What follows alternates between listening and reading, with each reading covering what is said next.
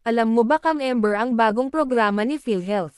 Na Yaman ng Kalusugan Program o YAKAP. Ito ang mas pinaganda at mas pinalawak na Consulta Care Package. Tara ka-member, alamin natin ang benepisyo ng YAKAP. Ano-ano ba ang benepisyo sa PhilHealth YAKAP? Sa ilalim ng PhilHealth YAKAP, maaaring tumanggap ng mga sumusunod. Libreng check-up, libreng laboratory test, libreng cancer screening test at libreng gamot. Sino ba ang pwedeng maka-avail ng PhilHealth YAKAP? Lahat ng member ng PhilHealth ay pwedeng maka-avail ng benepisyo, kailangan mo lang mag-register sa mga YAKAP Clinic. Paano magagamit ang PhilHealth YAKAP? Pumunta sa YAKAP Clinic kung saan ka naka-register, para sa check-up. Ang YAKAP Clinic ay magre-recommend ng mga kailangang laboratory test o magbibigay ng referral para sa cancer screening test. Sila din ang magbibigay ng reseta ng mga kakailanganin mong gamot.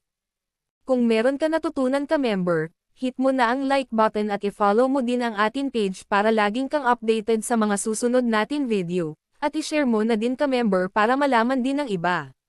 Salamat!